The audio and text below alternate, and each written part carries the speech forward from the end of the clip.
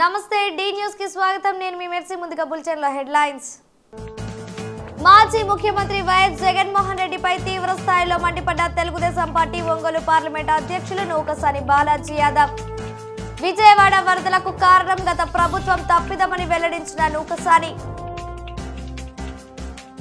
Ongole TDP కార్యాలయంలో ఘనంగా వినాయక నిమజ్జన మహోత్సవ కార్యక్రమం తెలుగు మహిళలు తెలుగు తమ్ముళ్ల సంబరాల మధ్య నిమజ్జనానికి బయలుదేరి వెళ్లిన ఘననాథుడు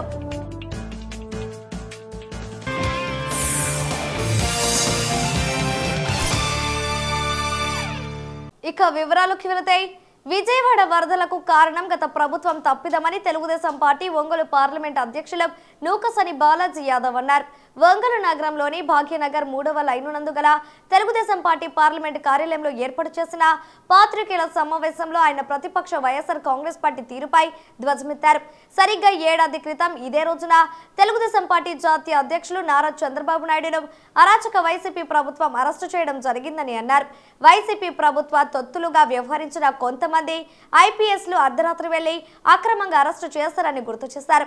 14 ఏళ్లు ముఖ్యమంత్రిగా 40 ఏళ్ల సుదీర్ఘ రాజకీయ అనుభవం కలిగిన నేతలు అక్రమంగా అరెస్టు చేయడాన్ని రాష్ట్ర ప్రజలు జీర్ణించుకోలేకపోయారని తెలిపారు. చంద్రబాబు అక్రమ అరెస్టుతోనే వైసీపీ ప్రభుత్వం పాలన ముగిసిందని ఆరోపించారు. గడిచిన 5 ఏళ్లు ప్రజలు అనేక ఇబ్బందులకు గురయ్యారని ఆవేదన వ్యక్తం చేశారు. ప్రజల ఆశీర్వచనంతో రాష్ట్రంలో అధికారంలోకి వచ్చిన కూటమి ప్రభుత్వంతో ప్రజలు ఆనందం వ్యక్తం చేస్తున్నారని అన్నారు. ఈ కార్యక్రమంలో జిల్లా ప్రధాన కార్యదర్శి కాళేశ్వర్ తదితరులు పాల్గొన్నారు. చంద్రబాబు నాయుడు గారి అక్రమ అరెస్టు జరిగి నేటికి 1 సంవత్సరం పూర్తయినటువంటి సందర్భం. ఆ రోజు టెర్రరిస్టు పాలన తలపించేలా 5 ఏళ్ల వైసీపీ పాలన, ప్రజానాయకుడు చంద్రబాబు నాయుడు గారి అక్రమ అరెస్టుకు ఏడాది. 14 సంవత్సరాలు ముఖ్యమంత్రిగా చేసి 40 ఏళ్ల సుదీర్ఘ రాజకీయ చరిత్రలో ఏ మచ్చలేనటువంటి చంద్రబాబు నాయుడు గారిని కర్కోటకుడు, ప్రజాకంటకుడు, అప్రజాస్వామికవాది, రాష్ట్ర ఆంధ్రప్రదేశ్కు దాపురించిన ఉగ్రవాది,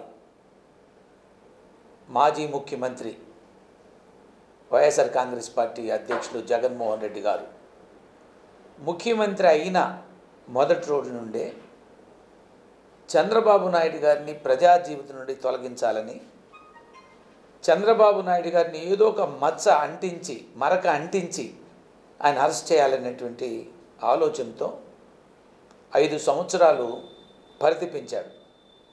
చిట్ట చివరకు లాస్ట్ ఇయర్ సెప్టెంబర్ 9వ తేదీ చంద్రబాబు నాయుడు గారిని అరెస్ట్ చేయటం, చంద్రబాబు నాయుడు గారిని 53 రోజుల్లో జైల్లో ఉంచటం, జైల్లో కూడా అత్యంత దారుణంగా, ఎటువంటి సదుపాయాలు లేకుండా, ఒక విఐపి అనే హోదా కూడా లేకుండా ఎంత హింసించాలో, ఎంత అవమానించాలో, ఎంత మనిషిని ఇల్ట్రీట్ చేయాలో అంత దారుణంగా హింసించినటువంటి సందర్భం. హింసించాలంటే ఫిజికల్గా హింసించినట్లు కాదు, మానసికంగా కావచ్చు, ఆయన హోదాకు తగ్గట్టుగా కాకపోవచ్చు, కనీసం ఆయన ఉండేదానికి సరైన ఫ్యాన్ లేకపోవటం కానీ, కమోడ్ లేకపోవటం కానీ, ఏసీ లేకపోవడం, 75 ఏళ్ల వయసు ఉన్నటువంటి చంద్రబాబు నాయుడు గారిని దుర్మార్గంగా అరెస్ట్ చేయటం ఎంత దారుణం అంటే, ఆనాడు ఉండే డిఐజీ సిఐడి కొల్లి రఘురామరెడ్డి గారు, మనకు ఎస్పీ గారు కూడా పనిచేసిపోయారు. ప్రభుత్వానికంటే కూడా ఒక రాజకీయ పార్టీకి తొత్తులుగా గులాంగిరి చేసే ఐపీఎస్ ఆఫీసర్గా కాకుండా గులాంగిరి చేసేటువంటి వాడుగా అత్యంత దారుణంగా రాత్రి 12 గంటలకు వెళ్ళి ఎక్కడో నంద్యాలలో బస్సు యాత్రలో ఉంటే రాత్రి 12 గంటలకు పోయి తలుపు తట్టడం. చంద్రబాబు నాయుడు గారిని ఆ రాత్రి తలుపు తట్టాల్సిన అవసరం లేదు. ఏదైనా కేసులు ఉంటే కూడా మీరు ఆయన రెసిడెన్స్కి వచ్చో లేదా ఆయన కార్యాలయానికి వచ్చో అరెస్ట్ చేయొచ్చు. ఉంటే రాత్రి 12 గంటలప్పుడు తలుపు తట్టటువంటి దేనికి సంకేతాలు? నంద్యాలలో అరెస్ట్ చేయటం ఏంది? నంద్యాల అరెస్ట్ చేసిన తర్వాత విజయవాడకు తీసుకురావటానికి ఎక్కడెక్కడ దొడ్డుదారులు, రకరకాల దారులు తిప్పి మీడియా అంతా కూడా మీరు చూస్తున్నారు, మీరు కూడా వెంటబడి ఉన్నారు, మీరు కూడా కవరేజ్ ఇచ్చున్నారు. ఎంత దారుణంగా, ఏదో పోలందేవి, బందిపోటు దొంగ పోలందేవినా, లేకపోతే ఉగ్రవాదులా, లేకపోతే ఇంకెక్కడ అరాచకవాదినా, ఒక గౌరవనీయమైన స్థానంలో 14 సుదీర్ఘ కాలం రాజకీయాలు నడిపి సుదీర్ఘకాలం 14 సంవత్సరాలు ముఖ్యమంత్రికి చేసిన చంద్రబాబు నాయుడు గారిని అరెస్ట్ చేయటమే ఒక దుర్మార్గ చర్య. అరెస్ట్ చేసిన విధానం ఒక ఇంకా పాశవిక చర్య. తీసుకువెళ్తున్నప్పుడు కూడా ఇంకా అత్యంత హేయమైన రీతిలో. ఇవాళ వరదలు వచ్చి రాష్ట్రం అల్లాడిపోతుంటే, ప్రత్యేకించి విజయవాడ పరిసర ప్రాంతాల్లో మీరు చేసిన దుర్మార్గ చర్యల వలన బుడమేరు మీ పాప ఫలితం. బుడమేరు ఆక్రమణకు గురై బుడమేరుకి గండ్లు పడితే పూడ్చక ఆ రోజుకు 2014-19 మధ్య చంద్రబాబు నాయుడు 500 కోట్ల రూపాయలు కూడా బుడమేరు రిపేర్లకి గండి పూడ్చేదానికి డబ్బులు కూడా కేటాయించి పెడితే తదనంతరం వచ్చిన మీ ప్రభుత్వం కనీసం చేయకపోగా 14.93 లక్షల క్యూసిక్ల నీటి ప్రవాహాన్ని తట్టుకునే విధంగా ప్రకాశం బ్యారేజ్ డిజైన్ చేస్తే నిన్నొచ్చిన ప్రవాహం 11.43 లక్షల క్యూసిక్ల నీరు. ఆ నీటి ప్రవాహానికి బుడమేరు నుంచి వచ్చే నీటిని అందుకోలేక బుడమేరు పొంగి పొర్లి ప్రజల జీవితాలను అతలాకుతలం చేసి వాళ్ళు 45 మంది చనిపోయేటువంటి స్థితి. దీనికి చంద్రబాబు నాయుడు గారి ఇల్లు మునిగిపోతుంది కాబట్టి గేట్లు ఎత్తేసారు. గేట్లు ఎత్తారు కాబట్టి కుంగిపోయింది. ఏం బుద్ధి ఉందా? చంద్రబాబు నాయుడు గారి ఇల్లు ఎక్కడ, బుడమేరు ఎక్కడ? ఏమైనా జ్ఞానం ఉందా? దున్నిందంటే దున్నగట్టమైనటువంటి ఒక దుర్మార్గమైనటువంటి వైఖరితో వైఎస్ఆర్ కాంగ్రెస్ ఓడిపోయిన తర్వాత ప్రజలు చీకొట్టి అసహించుకొని 11 సీట్లకు పరిమితం చేస్తే సిగ్గు లేకుండా ఈరోజు కూడా ఇంకా ఇక్కడ అనుమానం ఉంది. మీ బోట్లు అవుతున్నాయి, ఈ బోట్లన్నీ 3-4 కలగట్టి తాళ్ళు వేసి కట్టున్నాయి వైఎస్ఆర్ పార్టీ జెండాలతో, బ్లూ రిబ్బన్స్ తోటో. అంటే ఇంటెన్షన్గా ఆ ప్రాజెక్ట్ని, ఆ బ్రిడ్జ్ని డ్యామేజ్ చేయడానికి ఉద్దేశించినటువంటి ఆలోచనతో దీని మీద ఎంక్వైరీ జరిగింది. దాని మీద కూడా ఒక నిర్ధారణకు వచ్చున్నారు. కాబట్టి అట్లా మీరు దౌర్జన్యంగా గత 5 ఏళ్లలాగే చేశారు. ఈ 3 నెలలు కూడా 3 నెలలు కూడా పూర్తి కాని సందర్భంలో కూడా ఇప్పుడు కూడా మీ ఇష్టానుసారంగా ప్రవర్తిస్తూ రాష్ట్రంలో ఒక దుర్మార్గమైనటువంటి వైఖరితో ప్రజలను రెచ్చగొచ్చే విధంగా, ప్రజల్ని భయభ్రాంతులు చేసే విధంగా, ప్రజలకి డైవర్ట్ పాలిటిక్స్ నడుపుతూ చంద్రబాబు నాయుడు గారు అక్రమంగా చేస్తున్నారు. ఆయన ఇంట్లో నిద్ర పట్టకంటే బుడమేరు వ్యవహారాలు చూస్తూ బస్సులో ఉన్నాడంట. ఇక నీకు నిజంగా అయితే వాళ్ళు మాట్లాడినట్టు నేను కూడా మాట్లాడాలి. బూతులకు లేవాలి, కానీ సంస్కారం అడ్డు వస్తుంది. ఏమాత్రం కడుపు కూడు తింటే గడ్డి కాకుండా, ఇంకా కాకపోతే ఇంకేదైనా బయట తినకుండా ఉంటే పందుల్లాగా మిలిటరీ ద్వారా అన్ని చేస్తూ ఉంటే ప్రశంసించాల్సింది పోయి, ఇంత పెద్ద వరద వస్తే రాష్ట్రం అతలాకుతలం అవుతుంటే దానికి సహాయం అందించాల్సింది పోయి, లేదా నువ్వు వెళ్ళి పునరావాస కార్యక్రమాలు ఆ ప్రజలకు అండగా ఉండాల్సింది పోయి, ప్రజలకు ఒక మంచి డైరెక్షన్ ఇవ్వాల్సింది పోయి, ప్రజలు ప్రాణాలు కాపాడుకుంటూ ఏం చేయాలో చెప్పాల్సింది వెళ్ళి చంద్రబాబు నాయుడు గారికి పని లేక నిద్ర లేక ఆడున్నాడని చెప్పటం. ఇలాగే నువ్వు 5 సంవత్సరాలు పరిపాలన మీద దృష్టి పెట్టకుండా, అభివృద్ధి మీద దృష్టి పెట్టకుండా, రాజకీయ శత్రువులను ఎలా పీచు అణచాలి, రాజకీయ శత్రువుని ఎలా తుదముట్టించాలనేటువంటి ఒక దుర్మార్గ రాజకీయాలతోటి నువ్వు చేసిన ఫలితం వాళ్ళ రాష్ట్రం అధోగతి పాలైంది. తెలుగు మహిళలు తెలుగు తమ్ముళ్ల నృత్యాలతో ఒంగోలు నగర తెలుగుదేశం పార్టీ కార్యాలయంలో పండుగ వాతావరణం చోటు చేసుకుంది. వినాయక చవితి పర్వదినాన్ని పురస్కరించుకొని గుంటూరు రోడ్డులోని ఎన్టీఆర్ భవనం నందు ఏర్పాటు చేసిన గణేష్ ఉత్సవాల్లో భాగంగా స్వామివారి నిమజ్జన కార్యక్రమాన్ని నేడు అంగరంగ వైభవంగా నిర్వహించారు.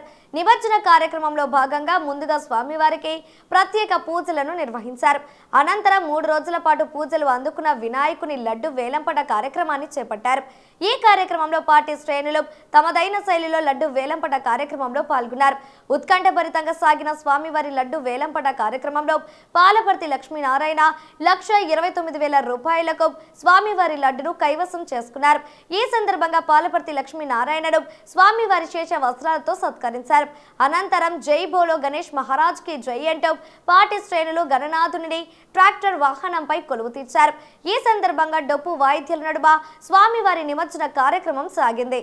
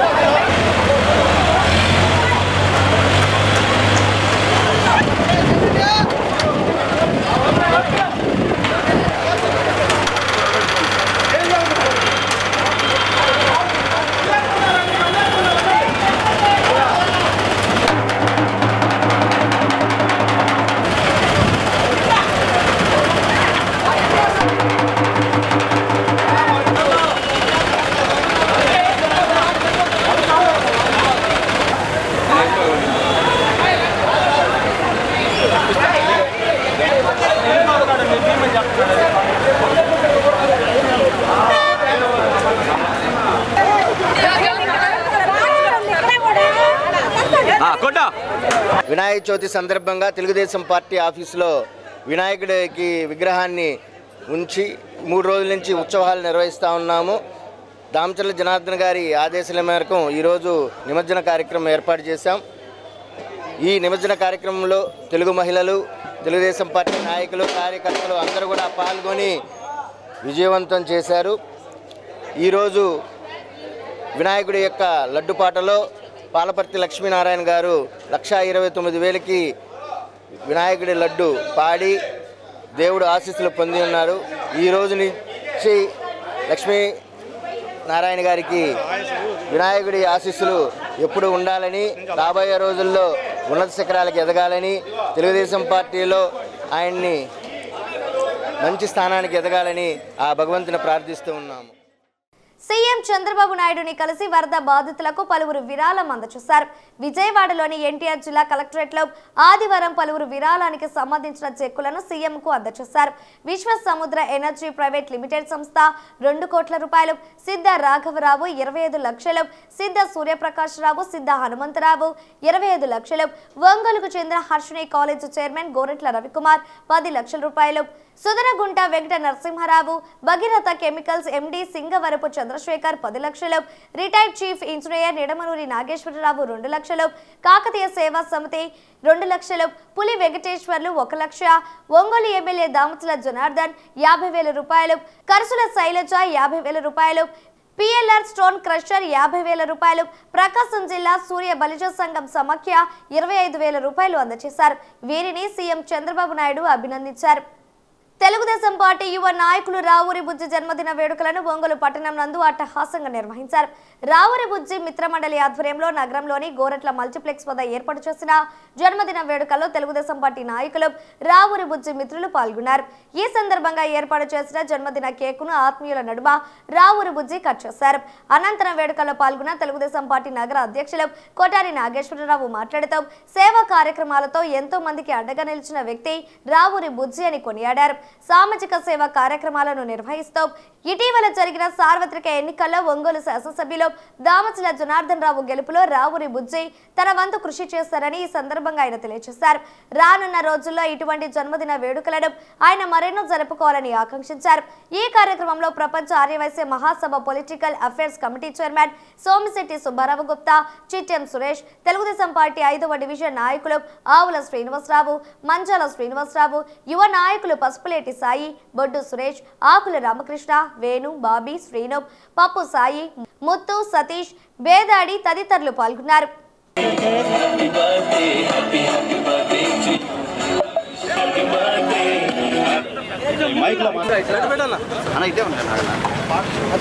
మా మిత్రుడు, నా చిరకాల స్నేహితుడు,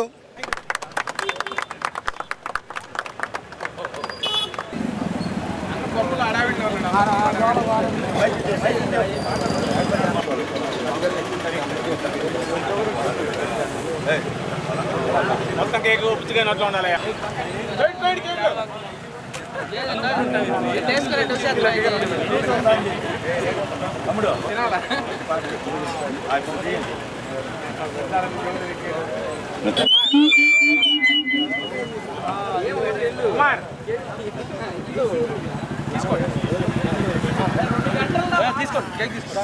సేవ అనేది ఒంగోలులో పవన్ కళ్యాణ్ గారి స్ఫూర్తితోటి ఎన్నో సేవా కార్యక్రమాలు చేపట్టి ఎన్నో రక్తదానాలు చేసి మా తెలుగుదేశం పార్టీలోకి వచ్చి మా జనార్దన్ గారి గెలుపులో భాగస్వామ్యం వహించిన మా మిత్రుడు రావూరి బుజ్జికి జన్మదిన శుభాకాంక్షలు తెలియజేస్తూ ఉన్నాం. ఈరోజు బుజ్జి మిత్రులతోటి, మిత్రబృందంతో మా ఈ 5వ డివిజన్ పరిధిలోని ఇక్కడ ఈ కేక్ కటింగు, జన్మదిన వేడుకల్ని బాగా ఘనంగా నిర్వహించుకున్నాడు. మా బుజ్జికి భవిష్యత్తులో మరెంతో మంచి సేవా కార్యక్రమాలు చేసుకుంటూ తెలుగుదేశం పార్టీకి, దామచర్ల జనార్దన్ గారికి అన్నదన్నులుగా ఉండాలని చెప్పని, పార్టీ ఎప్పుడు బుజ్జికి సపోర్ట్గా ఉంటుందని చెప్పని మీ ద్వారా తెలియజేసుకుంటూ వన్స్ అగైన్ బుజ్జి హ్యాపీ బర్త్డే. ఈరోజు పట్టణంలో ఎక్కువ మంది యూత్ ఫోర్స్ కలిగినటువంటి, గతంలో చిరంజీవి ఫ్యాన్స్లో, పవన్ కళ్యాణ్ ఫ్యాన్స్లో బాగా తిరిగి గతంలో మీడియాలో కూడా పనిచేసి మన ఒంగోలు టౌన్లో జిల్లాలో సుపరిచితమైనటువంటి రావూరి బుజ్జినాయుడు 41 జన్మదినం సందర్భంగా ఈరోజు కేక్ కట్ చేయడము, కొన్ని సేవా కార్యక్రమాలు కూడా సాయంత్రం ఉన్నాయి.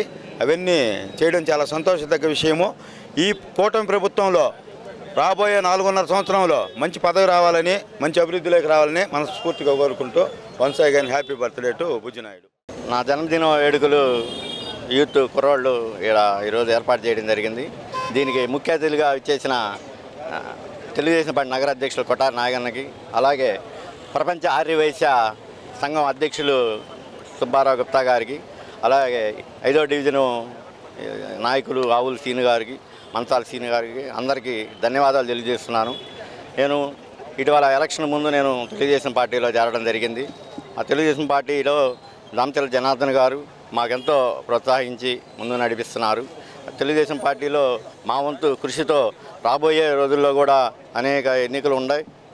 వాటన్నిటిలో నా సపోర్టుగా నేను తెలుగుదేశం పార్టీకి కృషి చేసి జనార్దన్ గారి నాయకత్వాన్ని బలపరచడానికి మేము ఎప్పుడూ సిద్ధంగా ఉంటాం. కాబట్టి ఈరోజు నాకు పుట్టినరోజు శుభాకాంక్షలు చేసిన ప్రతి మిత్రులకి ధన్యవాదాలు తెలియజేస్తూ, విజయవాడ వరద బాధితులను ఆదుకునేందుకు ప్రతి ఒక్కరు స్వచ్ఛందంగా ముందుకు రావాలని ప్రకాశం జిల్లా జనసేన పార్టీ ప్రచార కమిటీ కోఆర్డినేటర్ జడబాల నాగేంద్ర యాదవ్ అన్నారు. ఒంగోలు నగరంలోని కొత్తపేటలో నిర్విరామంగా కొనసాగుతున్న డొక్కా సీతమ్మ అన్నదాన కేంద్రంలో 54వ రోజు జరిగిన అన్నదాన మహోత్సవ కార్యక్రమాన్ని పురస్కరించుకొని పేదలకు అన్నదానం చేశారు. ఈ సందర్భంగా ఆయన మాట్లాడుతూ పవన్ కళ్యాణ్ ఆసియా స్ఫూర్తితో ప్రారంభించిన ఈ అన్నదాన కేంద్రం నేడు 54వ రోజు కొనసాగుతుందని అన్నారు.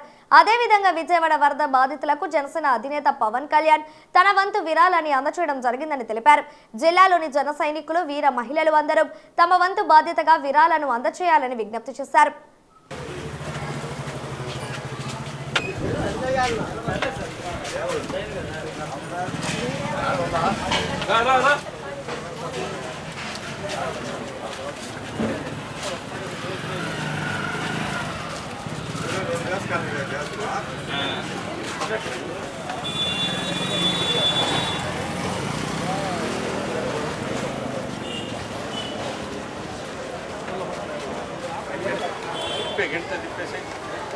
నగరంలో గత 54 రోజుల నుంచి డొక్కా సీతమ్మ గారి పేరు మీద ఉచిత అన్నదాన నిర్వహణ జరుగుతుంది. ఈ డొక్కా సీతమ్మ గారి ఉచిత అన్నదాన నిర్వహణ మా అధినాయకుడు పవన్ కళ్యాణ్ గారి మనసులో నుంచి వచ్చిన ఆలోచన మేరకు ఈ అన్నదాన కార్యక్రమం మేము ఒంగోలులో తలపెట్టాము. దీనికి అందరూ కూడా డొక్కా సీతమ్మ గారు పేరు మీద పవన్ కళ్యాణ్ అభిమానులు అయితేమి, మెగా ఫ్యామిలీ అభిమానులు అయితే జన సైనికులు అందరూ కూడా ఇటువంటి సేవా కార్యక్రమాలు చేయాలని, అలాగే పవన్ కళ్యాణ్ గారు ఈ రోజున వరద బాధితులకి సహాయార్థం అందరికి కూడా ముందుకొచ్చారు. అలాగే జన సైనికులు, ఒంగోలు నగరంలోని, ప్రకాశం జిల్లాలోని వ్యాపారవేత్తలు అందరూ కూడా వరద బాధితులను ఆదుకోవాలని నేను కోరుకుంటా ఉన్నాను. అలాగే గత 54 రోజుల నుంచి నిర్వహణ జరుగుతూ ఉంది. ఈ నిర్వహణలో ఈ రోజు కూడా ఎటువంటి ఆటంకాలు లేకుండా, ఎటువంటి ఇబ్బంది లేకుండా జరుగుతుంది. భవిష్యత్తులో కూడా ఇదే విధంగా మేము కొనసాగిస్తామని తెలియజేస్తా ఉన్నాను. ఒంగోలు నగరంలో డొక్కా సీతమ్మ క్యాంటీన్ ద్వారా 54వ రోజు దిగ్విజయంగా జరుగుతున్నందుకు చాలా ధన్యవాదాలు ఒంగోలు పట్టణ ప్రజలకి. వరద బాధితులను కూడా ఆదుకోవాలని ఒంగోలు పట్టణ ప్రజలకి సూచిస్తున్నాము. ఐటీఐ ఉత్తీర్ణులైన విద్యార్థులకు ఈ నెల 11వ తేదీ ఒంగోలులోని గుంటూరు రోడ్డులో గల ప్రభుత్వ బాలుర ఐటీఐలో ప్రధానమంత్రి జాతీయ అప్రెంటిస్షిప్ మేళా నిర్వహిస్తున్నట్లు ప్రిన్సిపల్ ఎంవి నాగేశ్వరరావు తెలిపారు. దేశంలోని ప్రముఖ కంపెనీలతో పాటు జిల్లాకు చెందిన కంపెనీలు పాల్గొని అప్రెంటిస్షిప్ శిక్షణ కోసం విద్యార్థులను ఎంపిక చేయడం జరుగుతుందన్నారు. ఎంపికైన అభ్యర్థులకు శిక్షణ భృతి చెల్లించడం జరుగుతుందని తెలిపారు. ఐటీఐ పాస్ అయిన విద్యార్థులు తమ ఒరిజినల్ సర్టిఫికేట్స్ తో అప్రెంటిస్షిప్ మేళాకు హాజరు కావాలని ప్రిన్సిపల్ నాగేశ్వరరావు కోరారు. రేపు 11వ తారీఖున, ఈ నెల 11వ తారీఖున మా ఐటీఐ నందు అప్రెంటిస్ మేళా అని ఒక కార్యక్రమం జరపబడుతుంది. ఆ అప్రెంటిస్ మేళాకు జిల్లాలో ఉన్నటువంటి ఐటీఐ పాస్ అయినటువంటి fitter, electrician, diesel mechanic, motor mechanic అలాంటి అన్ని ట్రేడ్లో ఉత్తీర్ణులైనటువంటి విద్యార్థులందరూ, అదేవిధంగా ఎగ్జామ్ రాసి అవుట్ గోయింగ్ పిల్లలు కూడా ఈ కార్యక్రమానికి హాజరయ్యి ఉద్యోగ అవకాశాలు పొందవలసిందిగా కోరుతున్నాం. ఈ యొక్క అప్రెంటిస్ మేళాకు రాష్ట్రంలోని వివిధ ప్రముఖ సంస్థలన్నీ కూడా రావటం జరుగుతుంది. కాబట్టి ఇది చాలా మంచి అవకాశం. ఈ అవకాశాన్ని ఉపయోగించుకోవలసిందిగా జిల్లాలోని ఐటీఐ ఉత్తీర్ణులైనటువంటి విద్యార్థులందరికీ తెలియజేస్తున్నాం.